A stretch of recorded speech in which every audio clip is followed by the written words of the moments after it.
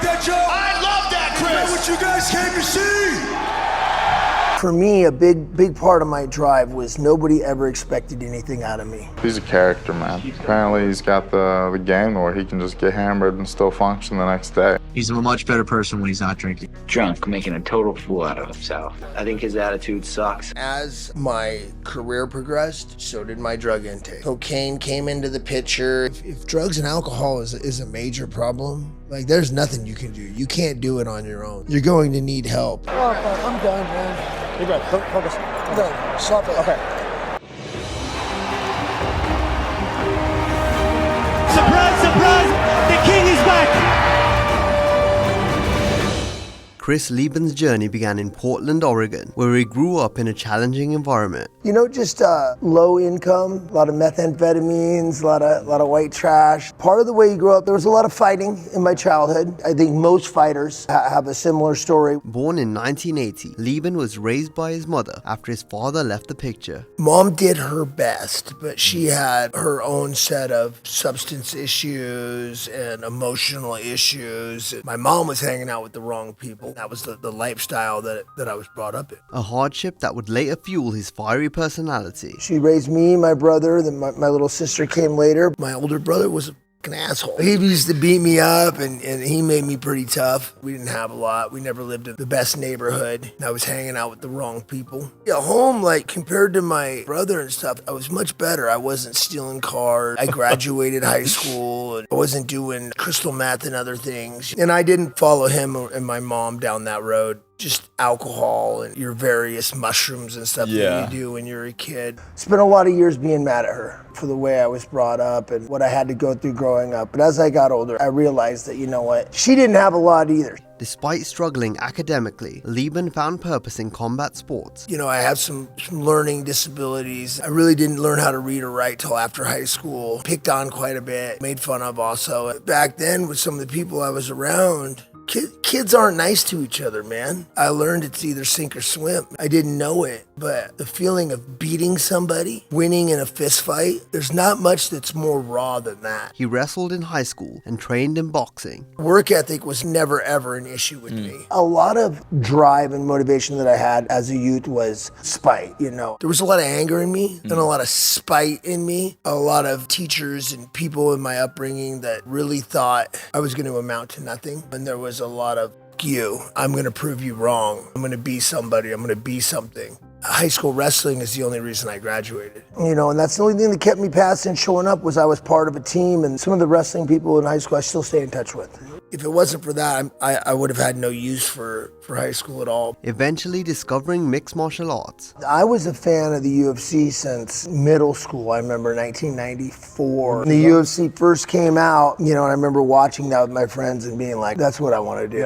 And after high school, brief stint in the military, my brother called me one day and he said, dude, I'm selling cars at this car lot, and Randy Couture and Matt Lindland are kicking the shit out of each other in the garage. Wow. And Randy at the time was the UFC champion. I said, what? I'm on my way. I immediately sped down there, and that was the original Team Quest. It's still there to this day. Matt Lindland's still teaching classes there, and that's where Randy was training for the UFC. I signed up that day.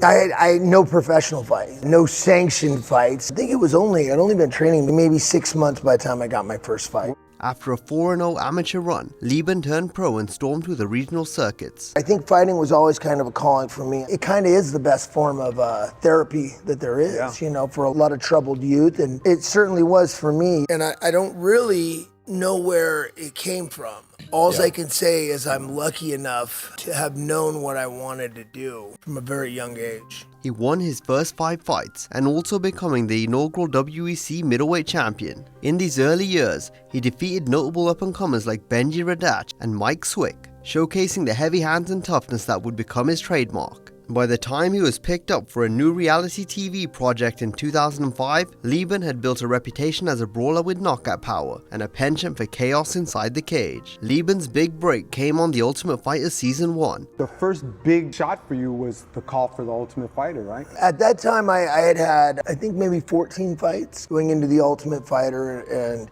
I'd beat Mike Swick for the inaugural WEC belt. You know, so that first season of The Ultimate Fighter, most of the guys that they selected unexpected were kind of already on the UFC's radar. And not to mention, it helped that my coach was Randy Couture. So Randy Couture, he was also the coach for that first season. I remember he told me, he said, hey, I can't tell you much, but I want you to make a video and send it in for this TV show about yourself. So I made a quick video, mailed it in. Next thing I know, I was in Las Vegas for the tryouts. Our first audition was kind of just like this. They brought you in a room, they sat you down in front of a camera, and they said, all right, we want you to take 10 minutes and just tell us why you think you should be on The Ultimate Fighter. 22-year-old Chris Leben, I was a cocky asshole, okay? That's the truth. Maybe 5 minutes into me talking, the side door of this hotel room we're filming in opens, and here comes Dana White and a guy named Craig Peligian, who was the head producer of the show. They come running in and they're just cracking up laughing. They're like, that's it, buddy, you're on the show. Like, we need this guy. We're gonna get this guy. So that was it, man.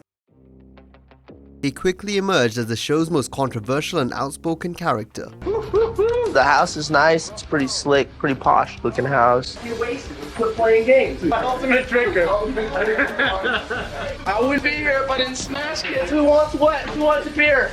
I was kind of shocked that they provided us with alcohol. And I started seeing them pull out alcohol and pull out drinks. We're out here to compete. We're not out here to have a party.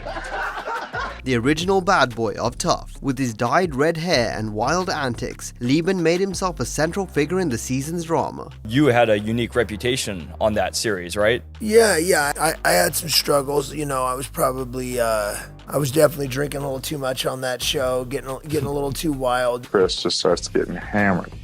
He's a character, man. I'm a better fighter than everyone else in this house, period. That's a fact. In one infamous incident from the very first episode, a drunken Leben urinated on castmate Jason Thacker's bed. A mad man. Hey, you're strange, brew. It's done been said. We didn't really, put him down or anything. We just kind of would comment about his rife smell. I love strange brew. That's fair. You know what Canada is like? It's like the attic you never go into. Canadian guy is out of the room. Chris Leben decides to urinate on his pillow. Is he coming? You know what? I didn't take a leak on his bed. I spritzed. Let's rub it in. There's a difference. This little... You go back and you watch it and you see the other guys going, this is the biggest opportunity of his life, and he's getting loaded. And at the time, I didn't think there was anything wrong with the way I was behaving. I mean, that's the way my whole family behaved. You know what I'm saying? Getting drunk, falling down, peeing on each other, that's just shit we did, you know? Like, for me, a big part of my drive was nobody ever expected anything out of me. Society, my family, my teachers, fuck them, you know what I mean? For, on The Ultimate Fighter, we had a run, that Randy had designed that everybody was supposed to fail. And I think I drank a bottle of whiskey and then was the only guy to finish the run the next day. It wasn't cardio, that's for sure. There were a lot of guys in a lot better shape than me. It was just spite. I mean, Dana White was standing there while I was on the treadmill. I was gonna die before I was gonna give up. Chris just forced his way through it and made it, which is very impressive. Very, very impressive. He's a character, man. Apparently he's got the game where he can just get hammered and still function the next day. His abrasive behavior sparked house conflicts. He drinks, he doesn't stop drinking. I'm not even drinking. The bar is open. Who wants it? The guy talks, he doesn't stop talking. You know what? I tried it. You actually can't do it. Booze won't freeze. So I'll go with smell like booze and dirty strippers, and I'll still put the stamp on kids. And I'll talk. He's stepping into the chair. It was kind of hard to suck it up and be on the same team with the guy that has my only loss. If you're gonna keep bringing this up, bro, all we have to do is get through this period, and me and you can step in the ring the day after. I'm not bringing that bro. That guy needs a Xanax. No, you know what? I'm his only loss. He's hot. And I'm not afraid to fight anybody in the world. I understand that. Calling me out makes me emotional. He's a much better person when he's not drinking. Drunk, making a total fool out of himself. I think his attitude sucks. I think he's a big talker.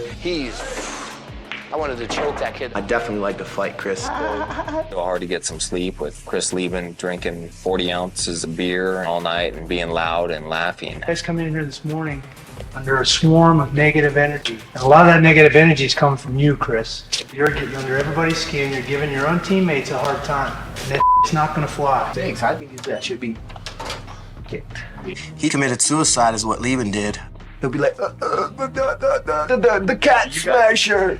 I think I can take Chris out, but he's definitely going to be a challenge, and he is a tough fighter. I think I'm the best fighter in the house. And if I lost to you, then I deserve to go home. Bottom line, by Josh not fighting me, he just told me he's too scared. If Chris wants to keep talking his smack, then I'm just gonna bring it to him. Here, I see them eyes. You don't want to fight me. Let's get in the cage and settle this. Including a heated altercation where fellow contestant Bobby Southworth cruelly called him a fatherless, reducing Leben to tears, given his childhood without a dad. I'm gonna take you guys out tomorrow night. Oh, damn, what male wears low-cut jeans? You bought those in the women's department, don't lie. I have low-cut jeans like that, bro. Yeah. The style, man. You gotta catch up. Up there in Oregon or wherever the hell you're at. They need to catch up with the rest of the world, bro. You have cable TV up there? So we get back to the house, and now it's really obvious that people have had too much to drink. Bobby came out and was telling us something about Diego being drunk and let's not talk about it. I'm not gonna talk about it because it doesn't matter to me. I don't care if you don't give a all right? You don't give a about anything, Chris. You. Chris, we know, brother. You, why don't you knock me out? Hey, you're so bad. I'll knock you out right now. Guys. Don't do it, Bobby, come on, guys. I'm not gonna fight. I've never been in a street fight. No, look, principle. Chris, come on, sorry existence. Just relax. Don't talk shit, you fatherless bastard. Just shut your fucking mouth. That's not cool, dude. Come on, man. Shut your fucking mouth and stop whining. Chris, don't listen. Listen, just relax. Chris, hey, listen, somebody cares about you. Nate, give him a hug. You need to grow the up. Crybaby. I lost respect. How am I gonna sleep? Crybaby. And Bobby stepped over the line. And to call him a fatherless bastard whose father didn't even want to stay in his life is wrong. You just don't do that to someone. No matter if your father left you, you still have responsibility for the decisions that you make. And you may not want to hear that, but that's the fucking truth. That's not the answer. That is the answer that you need to hear. You take responsibility for your own choices. And until you decide to listen to that answer, you're going to be stuck in the bottom of a bottle. Maybe don't have the best relationship with my father, considering the first time I met him since I was 2 years old was just a couple weeks ago here in Vegas. My mother had somehow tracked him down after my brother overdosed to try to talk to my brother, and he got my number and he called me. He said, "What are you doing?" I said, "Well, I'm looking over at the Luxor in Mandalay Bay." And he said, "Oh, you're in Vegas? I live in Vegas." Met him at the bar at the MGM. Even though I never knew this guy my whole life, within talking to him for 5 minutes, I knew that he was my father, for sure. And then he borrowed $100 from me and left. Tensions climaxed after Josh Koscheck and Southworth sprayed a sleeping Leben with a hose as a prank, prompting an enraged Leben to punch through a door. Chris has decided that he's going to sleep outside, which I think is a great idea. Can I spray him with a water hose? Don't spray him with water. Let's go. Let's go toward the water hose. Oh, okay, let's go. You know, the whole thing with Bobby Southworth, and I'm bawling and punching through the window and the door. And, you know, that's when I realized, you know what, maybe I should take a look at this. Maybe I should try some controlled drinking. Anybody that's ever dealt with alcohol knows how well that works out. Right. Yeah.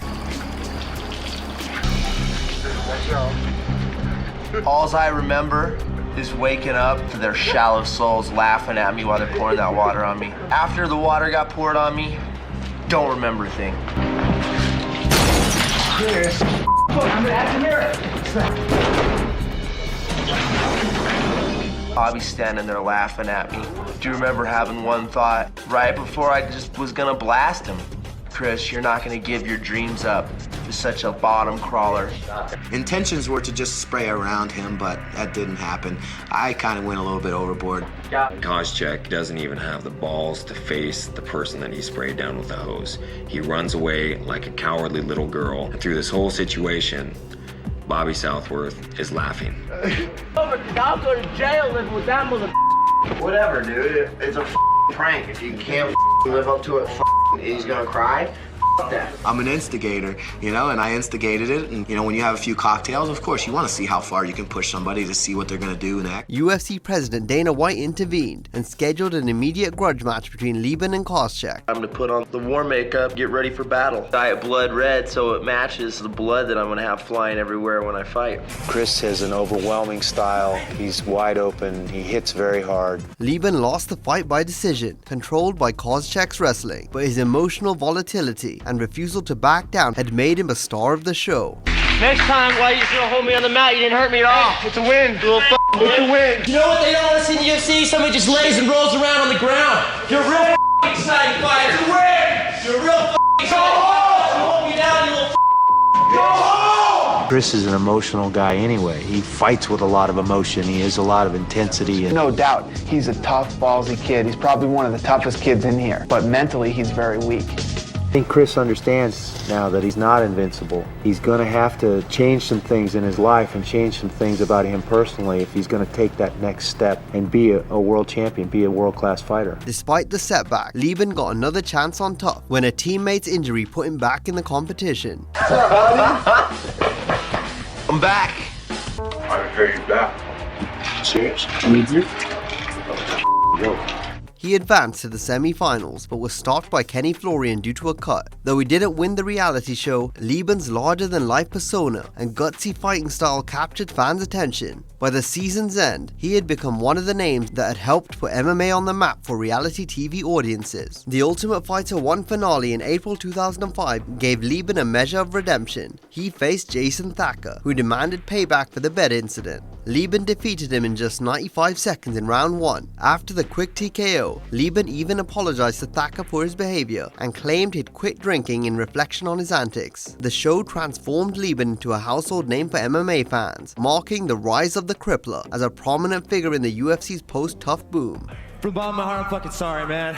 I quit drinking, man, because you know I do shit like that. Sorry, bro. I'm sorry about that. With the Ultimate Fighter, Spike TV, bringing that into, you know, the average American household, this thing that I already thought that was big in my world, but it became mainstream almost overnight with the airing of that first season. I remember having a conversation with Dana. I remember Dana telling this story where, you know, he said, I was talking to him and I said, maybe, you know, somebody will buy me a beer back in Portland when I get, you know, when I get home after the show.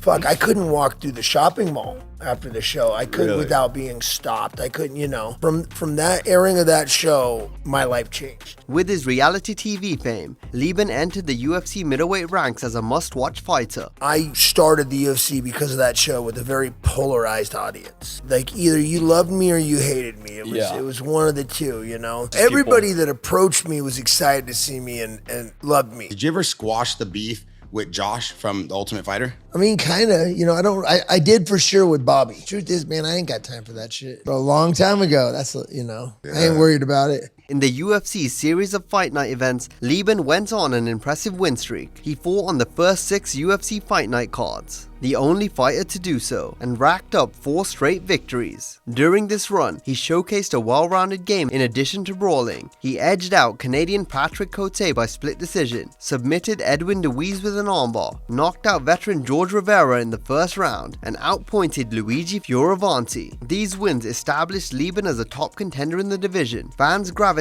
to his aggressive style and concrete chin, traits that produced several knockout bonuses and memorable wars. By 2006, Leben's streak earned him a bout with a highly touted newcomer, Anderson the Spider Silva. This match on UFC Fight Night 5 was billed as a title eliminator and a major test for both men. I knew he was good. As a matter of fact, that's the only fight I ever tried to turn down from the UFC. Leben entered brash and confident, but the fight was a harsh lesson. Silva's pinpoint strikes overwhelmed him, and Leben was knocked out in just 49 seconds into the first round. It was a humbling defeat. Silva would soon become UFC champion, and Leben's loss underscored the Brazilian's greatness. To his credit, Leben bounced back 2 months later with a knockout of George Santiago, proving his resilience. Still, the aura of invincibility was gone, and this marked the first dip in Leben's roller coaster career. That was your first loss in the UFC? Yeah. And it was not an easy loss, right? It was a knockout. I was pissed. I was really bummed out. Nobody knew Anderson was going to be the GOAT. You know, when I fought him, I was the first guy in the UFC to fight him. And then he beat everybody after that. And every time he beat somebody, I went, yes.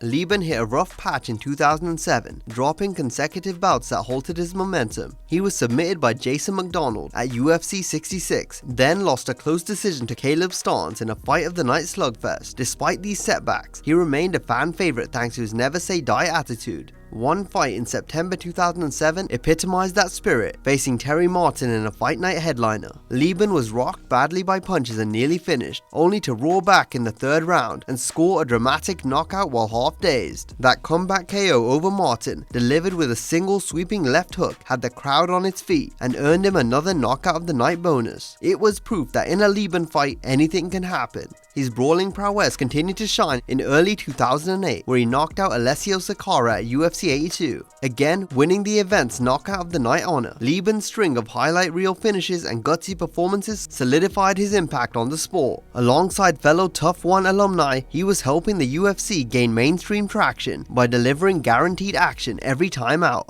But as his in-cage reputation grew, trouble was brewing outside the cage, foreshadowing a fall from grace. You know, we see videos of you like, you know, drunk at a slot machine the night before your fight, hammered, and then you go in and you win the fight the next day. Like, it seems like you were just living a lawless life at the same time, just brawling and doing whatever you want. Is there any truth to that? Yeah. Yeah? Yeah. Even during the heights of his career, Chris Leben was fighting more than just opponents. He was battling personal demons, known as a hard partier since his tough days, where alcohol fueled many outbursts. Leben's substance abuse issues worsened over time. He later admitted that drinking and drugs were a constant part of his life, even during fight camps. In 2008, those issues spilled into the public view. In April of that year, Leben was arrested in Oregon for an old DUI charge and for violating probation. He ended up serving 35 days in jail, which forced him to withdraw from a scheduled main event fight in London. Later that year, in October 2008, Leben finally got to face Michael Bisping in England, a bout rescheduled due to the jail stint, but lost a unanimous decision. The troubles compounded when it was revealed he had tested positive for the anabolic steroid stanozolol. After the Bisping fight, the UFC handed him a 9-month suspension and a hefty fine. Leben apologized and claimed that he had used the steroid months earlier and assumed it cleared his system. The incident tarnished his reputation, casting a shadow over the scrappy fan favorite as he served his suspension in 2009. That weight has just fueled me. It's added fuel to the fire.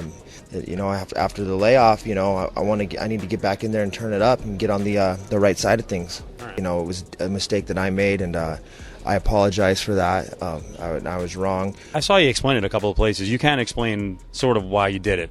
Was it a dabbling thing? Was it a mental thing going into the fight? It was trying to get in better shape than I could possibly get in to compete, and I made a mistake, and I got caught. Leben returned to action, but inconsistency followed. He was submitted by Jake Rochelle in his hometown of Portland, then rebounded with a win over Jay Silva. By 2010, however, the Crippler was about to experience both spectacular highs and crushing lows in rapid succession. So you don't drink anymore now? No, haven't drank for a long time. So it was a problem, you were saying? Oh yeah. Yes, it was a problem. Outside the cage, he had moved to Hawaii in 2007 to coach at a local gym, but island life didn't tame his wild side. In October 2010, he was arrested in Honolulu for DUI after crashing his truck into a wall. It was another entry in a growing list of legal troubles, reinforcing that Leben's toughest opponent was himself. Amazingly, amid personal chaos, 2010 turned out to be one of the best years of Leben's fighting career. That summer, he took part in an incredible 2-fight saga just 2 weeks apart. First, in June 2010, Leben fought Aaron Simpson on the Tough 11 finale card. After being manhandled early, he rallied to knock Simpson out in round 2, a victory that had barely sunk in when fate came calling. Mere days later, Wanderlei Silva withdrew from his upcoming bout at UFC 116, and Leben agreed to step in on short notice, fighting Japan's Yoshihiro Akiyama only 14 days after the Simpson bout. Leben delivered an all-time classic. He was outstruck early, but never stopped pressing forward, wearing down the flashy Akiyama. In the final round, with just 20 seconds left, Leben caught the judo ace in a triangle choke, forcing a dramatic submission. The come-from-behind win had the arena erupting, earning Fight of the Night honors, and was later deemed one of the year's best fights.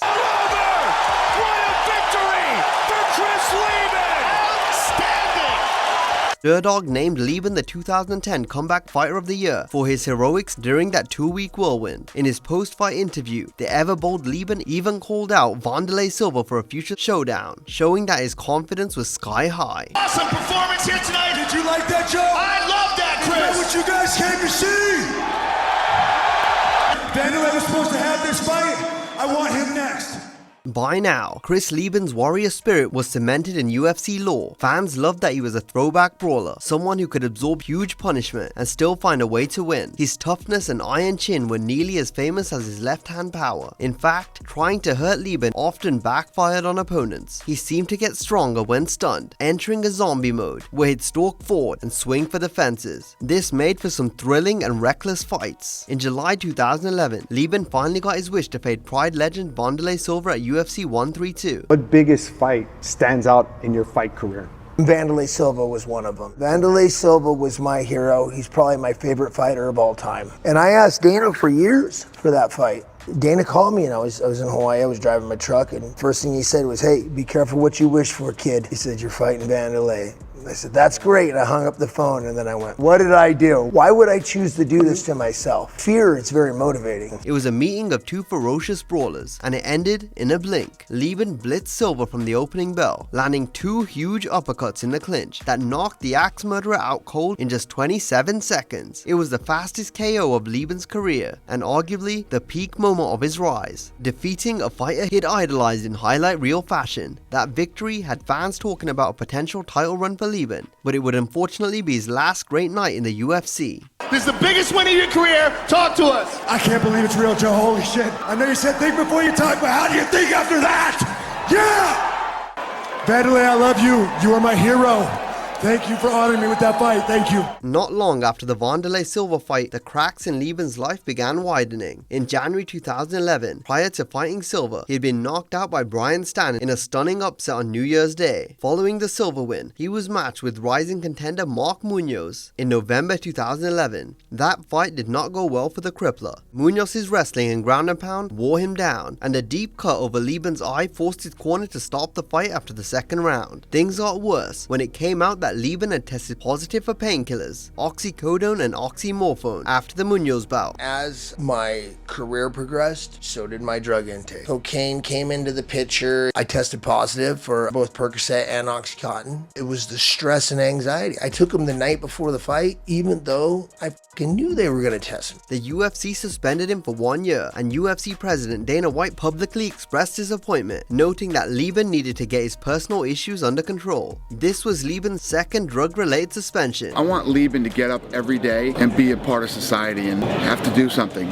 whether it's training, whether it's this, whether it's training other people, no matter what it is. Chris Leben has the type of personality that can go off the deep end very easily in a lot of negative ways. I really care about the kid. I like him a lot. I love the kid. Behind the scenes, his addiction struggles were at a breaking point. He later revealed an OxyContin habit of up to 300 mg a day at his lowest point. He would go through rehab and even contemplated suicide during this dark period, as he detailed in his 2016 memoir, The Crippler, Cage Fighting and My Life on the Edge. In that autobiography, Leben laid bare the extent of his substance abuse, legal troubles, and regrets without any sugarcoating. My last 3 or 4 fights in the UFC, honestly, I didn't want to be there. I was going through a fucked up relationship. My drinking and everything else was way out of control. You know, I'd been training every day for well over a decade. I was mentally just shot. Leben returned to the octagon after his suspension, but the old magic was gone. He dropped a decision to Derek Brunson in late 2012, then a split decision to Andrew Craig in mid-2013. The fight game was catching up to him. On December 28, 2013, Leben stepped into the cage for what would be his final UFC bout against knockout artist Uriah Hall. It was a one-sided affair. Hall's speed and precision had Leben in trouble by the end of the first round. Dazed and discouraged, Leben famously told his corner, "I'm done," and refused to continue after the round. I'm done, man. You're good.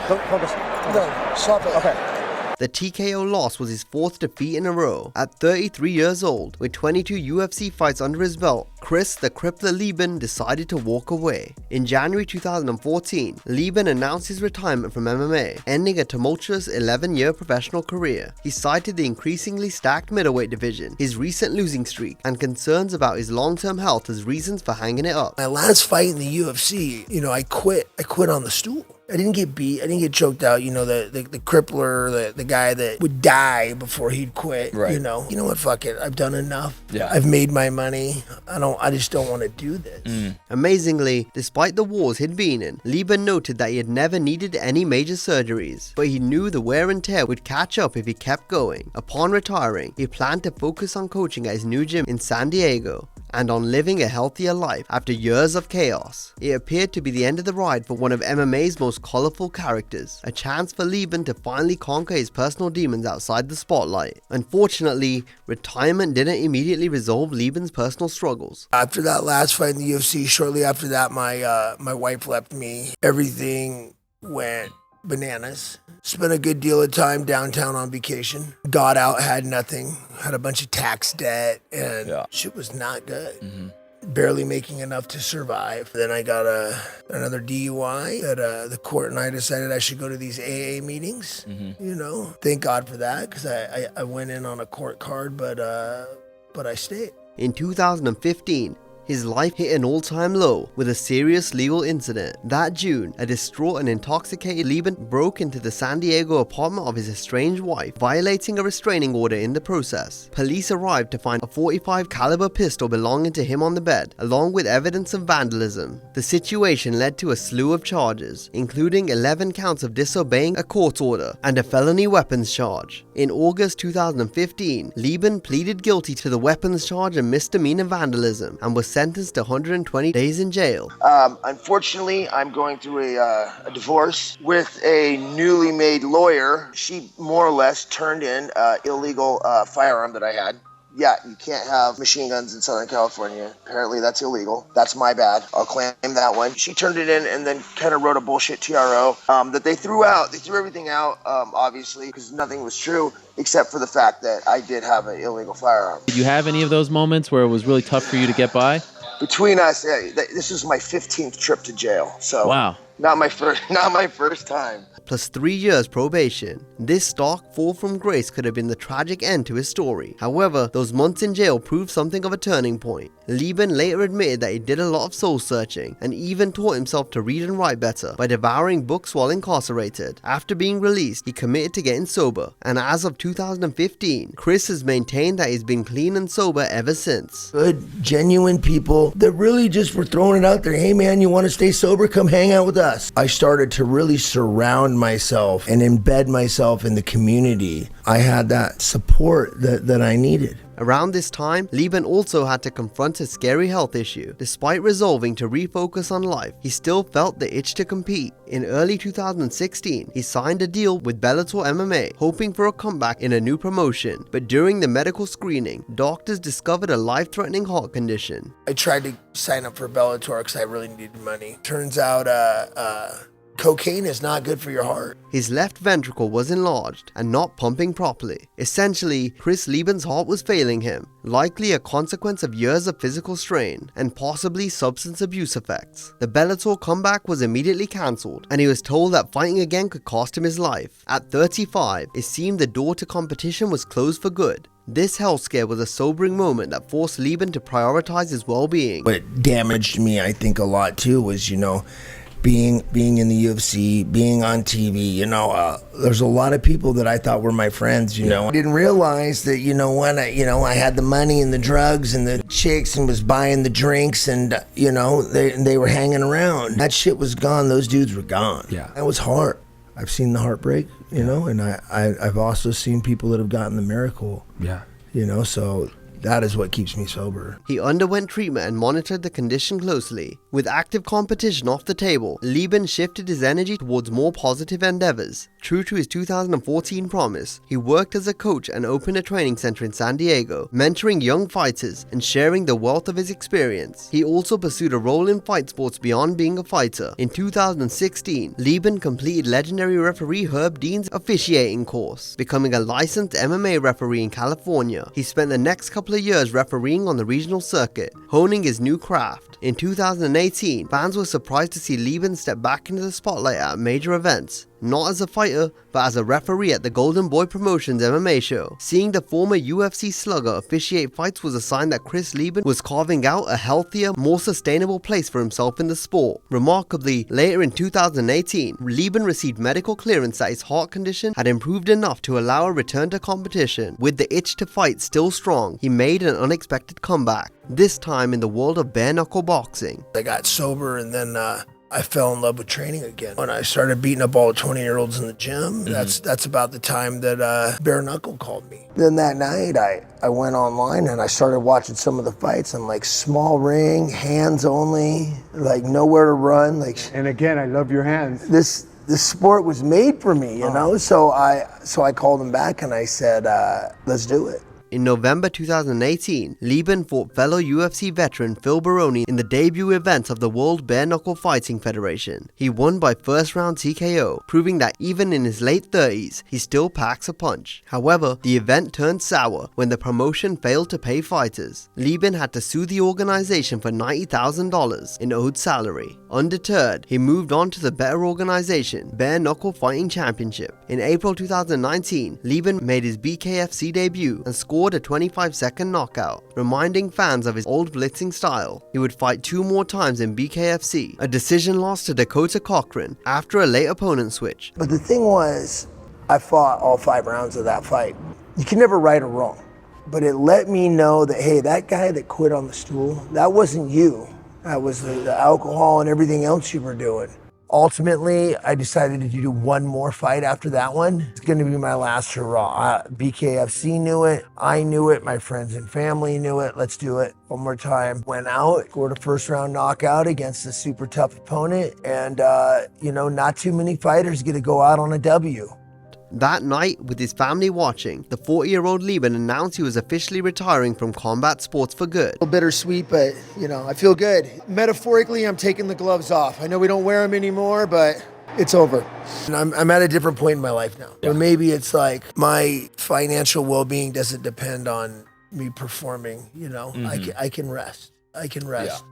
This time, it felt right. He could walk away on a win on his own terms. Today, Chris Leben appears to have found a measure of peace and purpose in life after fighting. He remains involved in MMA as a coach, mentor, and an occasional referee, giving back to the sport that both made and nearly broke him. Residing in California, he runs training sessions and founded the Training Center Gym in San Diego, and often shares technique videos and fitness advice with his followers. He has become an advocate for clean living, openly talking about his sobriety since 2015 and encouraging others with similar struggles to seek help. I'm very vocal about my sobriety and about the work that I do to help others who are suffering with addiction. I'm super active in recovery. If drugs and alcohol is a major problem, like there's nothing you can do. You can't do it on your own. You're going to need help. And for sure, you know, for all the listeners, anybody that's struggling and wants to, you know, direct message me, you know, I will give you the best help and information I can.